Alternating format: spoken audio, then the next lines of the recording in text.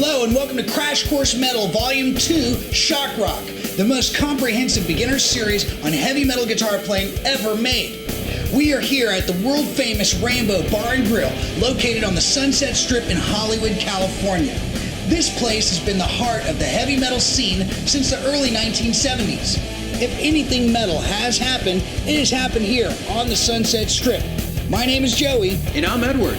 The Crash Course Metal series is unlike any other beginning guitar series because you will learn how to play your guitar from the songs and styles that shaped heavy metal. It is designed by metalheads for anybody who picks up the guitar with only one mission: to play heavy metal.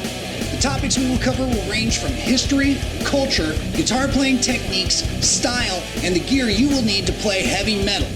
This new concept of teaching is a first of its kind.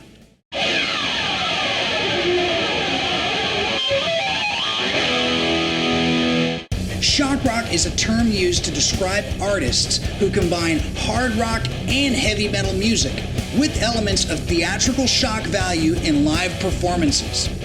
Shock rock first appeared as a loose genre term during the early 1970s. It mainly referred to glam rock musicians of that era. Shock rock borrows sounds and styles previously covered in Crash Course Metal Volume 1 Early Heavy Metal. Those sounds are thick, heavy guitars that are highly amplified and distorted. Beyond the sounds of shock rock is an entire theatrical production. Shock rock's shock appeal varies from decade to decade, but generally involves issues of sex and/or violence that are designed to push the current limits of decency. This usually comes in the form of coffins, skulls, smoke bombs, fire, makeup, and knives. Shock rock would also use extremely elaborate stage sets that would sometimes incorporate elements of medieval disciplinary devices such as guillotines and whipping posts. Electric chairs and chainsaws were later added for extra effect. Those who did not use big sets chose to look shocking by cross-dressing or wearing extreme costumes or makeup.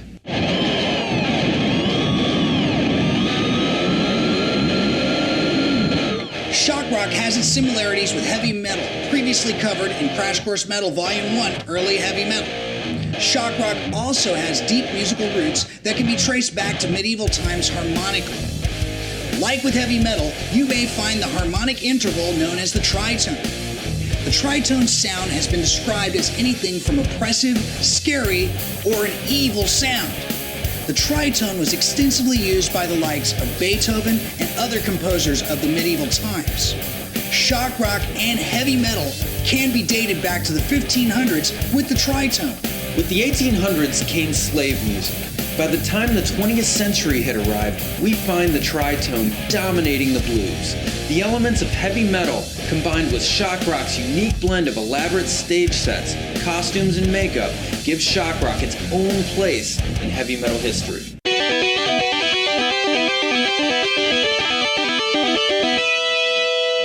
Heavy metal music turned me into a musician. My guitar and heavy metal music became a great outlet for me as a teenager and even today as an adult. Why do so many people identify with shock rock? Well, most shock rock musicians are equally influenced by the elements they loved about old school horror films, mixed with the shock appeal of heavy metal music. Shock rock's early artists did not want to give their audiences the old Hollywood-era Addams Family Munsters version of rock and roll. They preferred the darker sides, like in horror themes such as Jack the Ripper. This gave the artist a multitude of characters to base songs and/or staging costumes around. Shock rock's sound and style leaned toward heavy metal music due to its shock value and high energy. Controversy and shock rock seemed to go hand in hand. The press and pop culture were immediately drawn into this new exciting breed of rock music. Ultimately, shock rock is life imitating art using pop culture as its stage. That's why shock rock continues to capture headlines in the American and international press.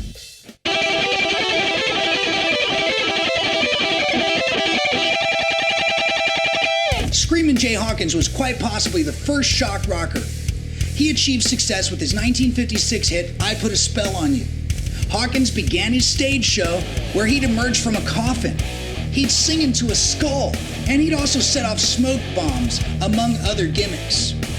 An English version of this character was Screamin' Lord Sutch, who performed a similar routine during the 1960s. Lord Sutch borrowed themes from Jack the Ripper to create a freakish and sometimes terrifying stage show that kept audiences on the edge of their seats. The 1960s brought several proto-shock rock artists.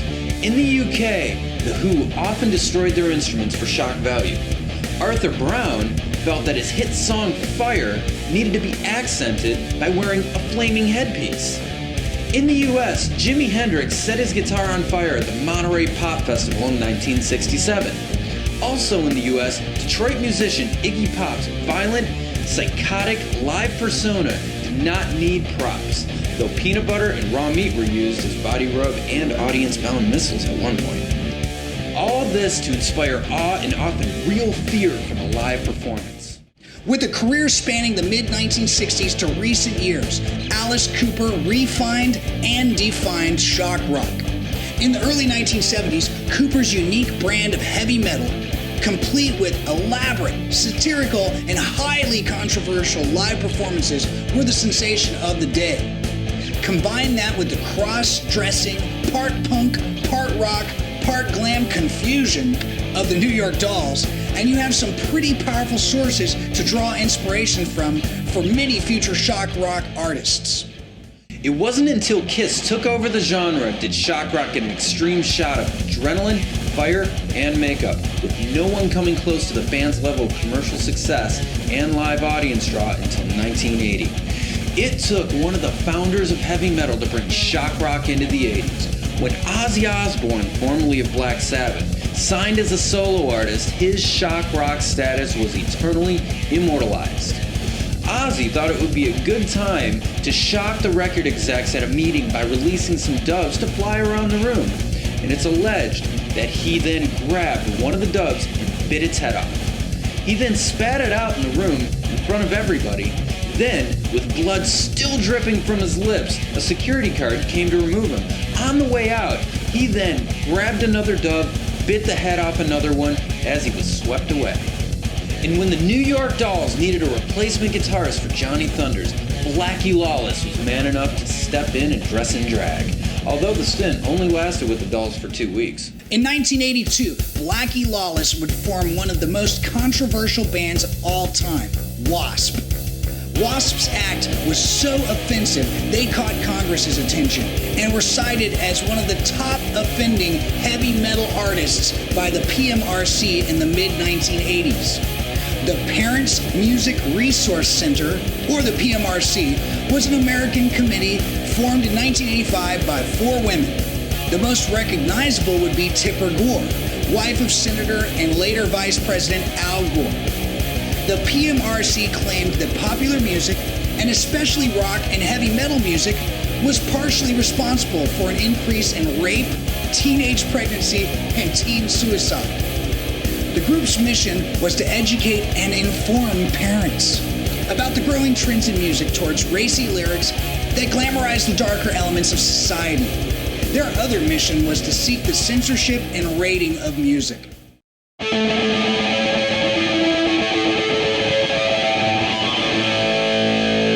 Due to the inconsistent support from the mainstream over the years, shock rock is kept alive by independent and sometimes underground organizations such as labels, magazines, and websites. In the early years of shock rock, though, fans had to trade cassettes, 8-tracks, and records that they bought at a record store. Due to technological advancements, some of these formats have been replaced by the internet. So remember, Crash Course Metal's mission is to teach you to play basic guitar from the riffs and sounds that wrote the rule book. It is up to you to go out and find all of these artists that we are talking about and learn from the best.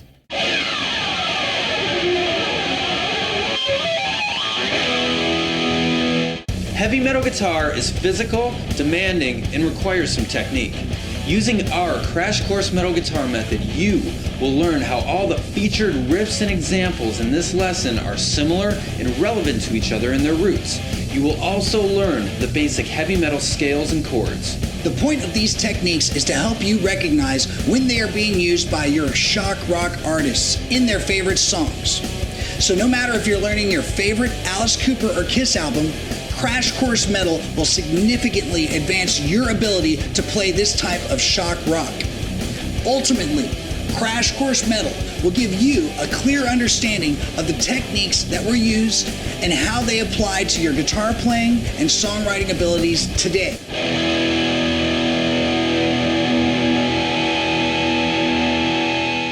In Crash Course Metal Volume 1, Early Heavy Metal, we covered the amplifiers for the early, mid, and late 60s.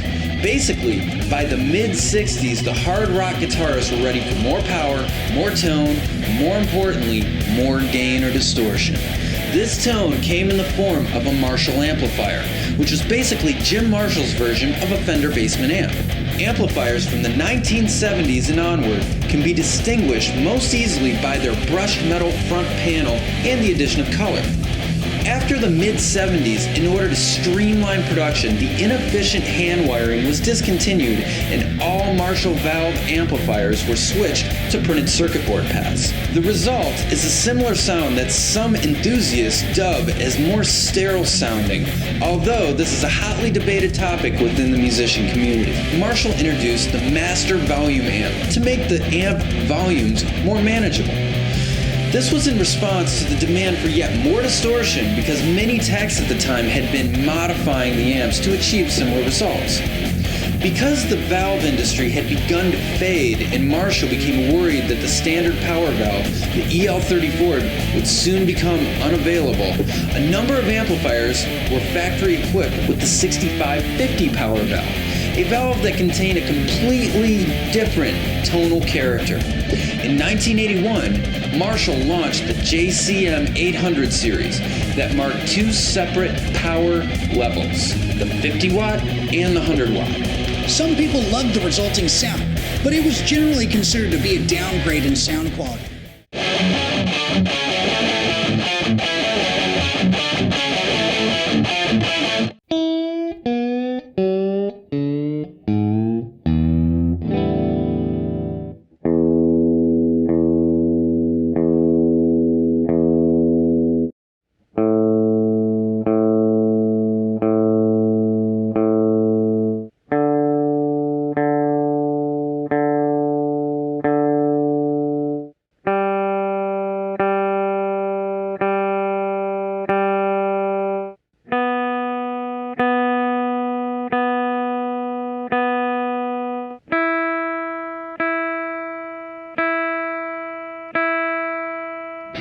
Originally born as Vincent Damon Furnier, Alice Cooper is known for a stage show that features guillotines, electric chairs, fake blood, and boa constrictors. Cooper drew equally from heavy metal, garage rock, horror films, and vaudeville to create a theatrical brand of rock music that would become known as shock rock. In 1967, the band began making visits to Los Angeles, California to play shows and eventually relocate. After several band name changes, Alice Cooper was finally adopted as the band's name, and Vincent Furnier also adopted the name as his own. Soon after, the band managed to strike an audition with composer and renowned record producer Frank Zappa, who was looking to sign up bizarre music acts for his new record label, Straight Records. For the audition, Zappa told them to come by his house at 7 o'clock. The band mistakenly assumed he meant 7 a.m. Waking Zappa up from his slumber, a band that was willing to play that particular brand of psychedelic rock at 7 in the morning, a time unbeknownst to most in the rock music world, impressed him enough to sign the band to a 3-album deal. Alice Cooper's first album, Pretty's For You, was released in 1969. And though it touched the U.S. charts for 1 week at number 193, was ultimately a critical and commercial failure. In 1970, after their first 2 albums on Straight Records, the band teamed up with fledgling producer Bob Ezrin for their 3rd album, the final of 3 for their original Straight Records contract, to be entitled Love It to Death.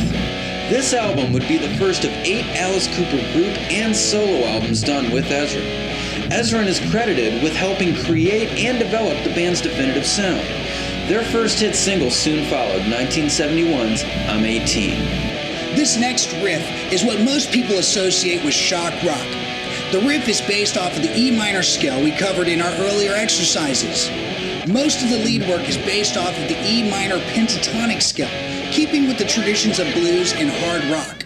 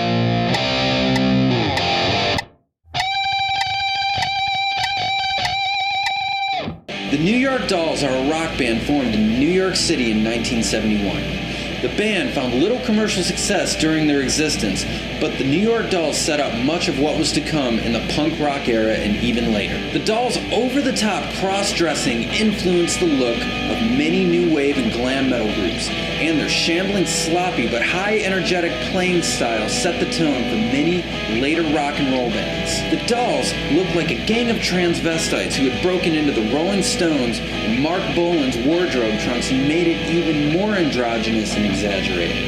This was best described by journalists as still shocking today, devastating then. The original lineup comprised of singer David Johansen, guitarist Johnny Thunders, and Sylvain, bass guitarist Arthur Killer Kane, and drummer Billy Mercia. The original lineup's first performance was on Christmas Eve, 1971, at a homeless shelter, the infamous Endicott Hotel. They got their big break when Rod Stewart invited them to open for him at a London concert. Shortly thereafter, Billy Mercia died of an accidental suffocation after he passed out from drugs and alcohol. The band was influenced by vintage rhythm and blues, the early Rolling Stones, classic American girl group songs, and anarchic post-psychedelic bands such as the MC5 and the Stooges. Johansen's energy made up for what was a weak singing voice. Johnny Thunder's fuzzy guitar sound became a near-instant band trademark, as did Sylvain's minimalistic rhythm guitar, Arthur's bouncing bass lines, and Nolan's tom-tom heavy drumming style. They have also been noted as a primary influence for the band Kiss.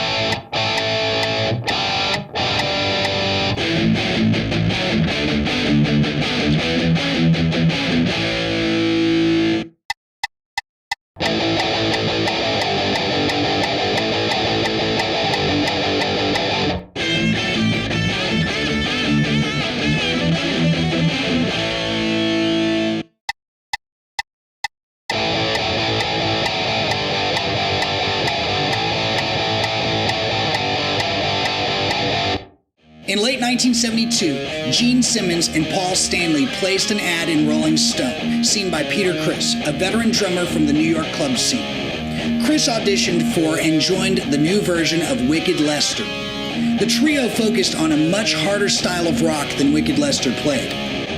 Inspired by the theatrics of the New York Dolls, Wicked Lester also began experimenting with their image by wearing makeup and various outfits. In January 1974, the group added lead guitarist Paul Ace Frehley. The eccentric Frehley impressed the group with his first audition, although he showed up wearing two different sneakers, one red and one orange. He also began warming up on his guitar while another guitarist was being auditioned by the band. This, however, did not affect his audition, and in fact, Ace Frehley became the new lead guitarist. Shortly thereafter, the Wicked Lester name was dropped and the band became Kiss. The first Kiss performance was on January 1973 for a small audience at the Coventry in Queens. In March of that year, the band recorded a 5-song demo tape with producer Eddie Kramer, better known as Jimi Hendrix's producer. Kiss's first tour started later that year in 1974. The band's self-titled debut album, Kiss, was released in February 1974.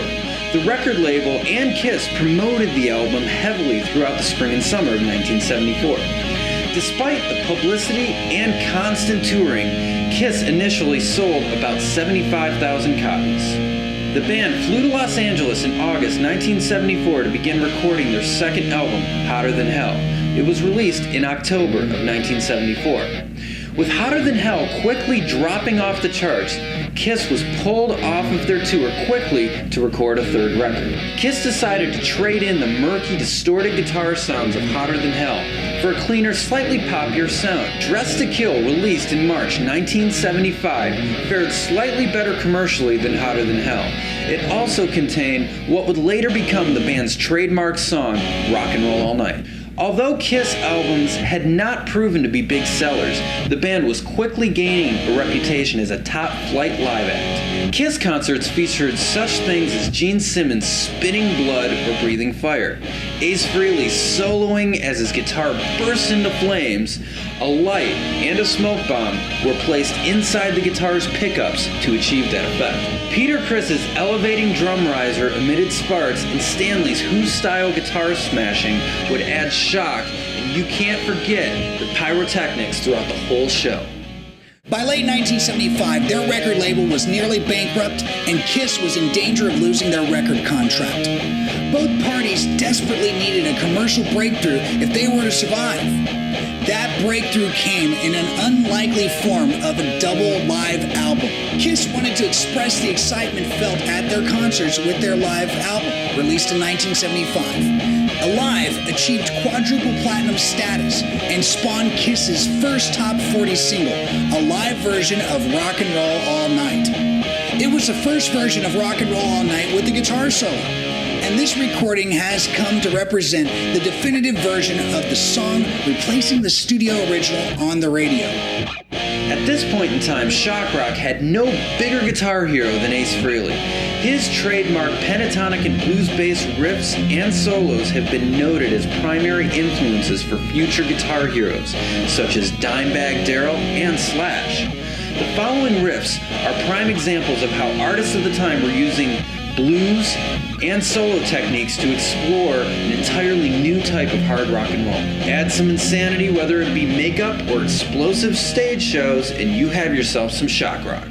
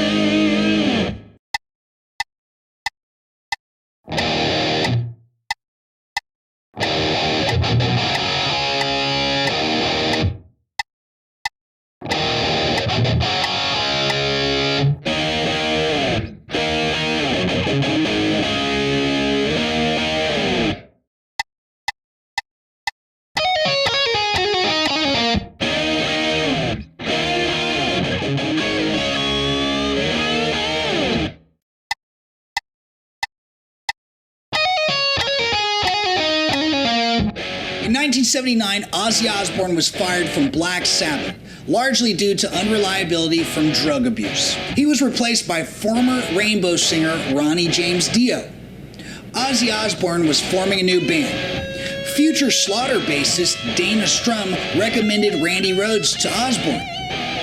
Rhoads got the call for the audition just before his last Quiet Riot gig. He walked in with his guitar and practice amp and started warming up. Osbourne immediately gave him the job. Basically, the story goes, Randy Rhoads tuned up, did a couple of riffs, and Ozzy said, "You got the gig." Randy apparently didn't think that he did much more than that to get the gig. Randy Rhoads' unique neoclassical, heavy metal style of playing set him apart from other guitarists of the late 1970s and early 1980s. He was a devoted student of classical guitar technique, and his music often combined classical music influences with heavy metal. While on tour, he would often seek out guitar tutors for lessons.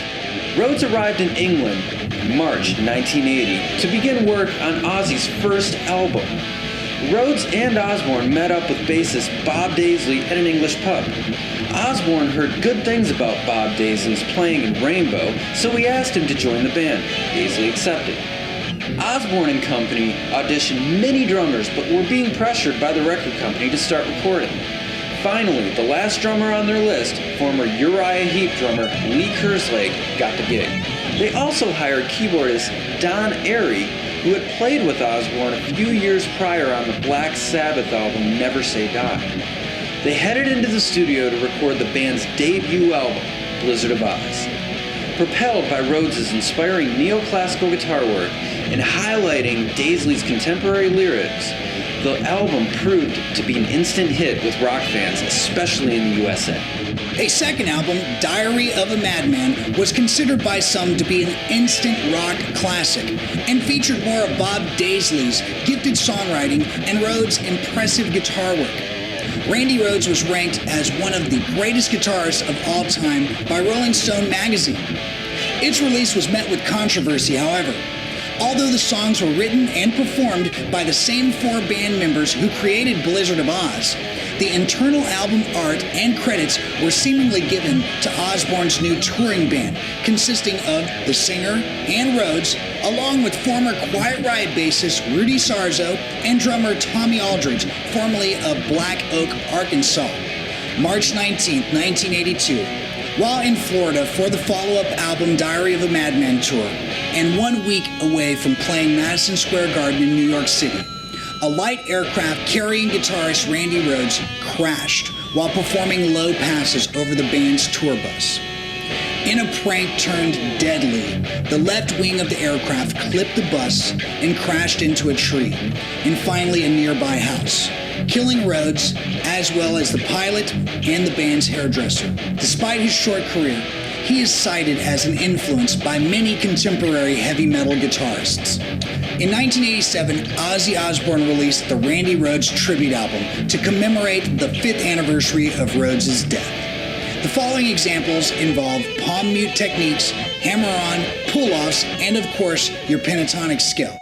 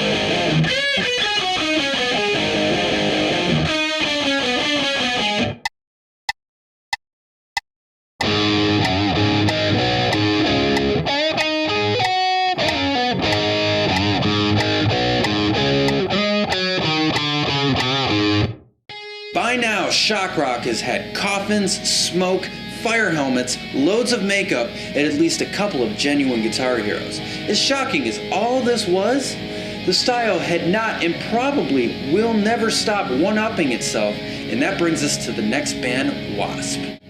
Blackie Lawless has become notorious in the heavy metal community for his live performances and controversial album covers. The band became famous for its raunchy and at times shocking live shows. Lawless was known to tie semi-naked models to a torture rack and hurl raw meat into the audience. Blackie and Ace Frehley were childhood friends from the neighborhood. Blackie even suffered a serious stab wound in a fight that Ace Frehley was rumored to be at. At the age of 14, his father sent him to military school in Florida to learn discipline, but Blackie was soon thrown out. Before becoming a musician, Lawless had aspirations of playing baseball professionally. At a very young age, Lawless began his music career in one of shock rock's most unique ways. Lawless was in the New York Dolls for about 5 minutes. He knew the Dolls already, but one day he walked into a bar and they were like, "Hey, would you like a job?" He thought they were kidding, but it turned out it was no joke. So for about 15 days in May of 1975, Blackie Lawless played guitar for the New York Dolls, replacing Johnny Thunders at 2 shows during their tour of Florida. Blackie saw Kiss being born, and that is what he identified with. The Dolls were a complete 180 from them, but it was a big stepping stone for him. He did 2 shows with the Dolls, and it's basically what got Blackie Lawless out to California at the ripe age of 19. After the tour, he went to California with Arthur Kane and helped found the Killer Kane Band, where Lawless was the singer. In 1976, he formed Sister, who are believed to be the first Los Angeles group to use the inverted pentagram as their logo. Randy Piper, later of W.A.S.P, was Sister's second and longest-staying guitar player. Lawless's stage antics at the time included lighting his boots on fire, a trick he later gave to Nikki Sixx, and eating live worms. Around 1978, a new lineup was assembled that included the aforementioned Sixx on bass and Lizzie Gray on guitars. This lineup tried to record a few songs, but the outcome was so terrible they decided to scrap the idea altogether.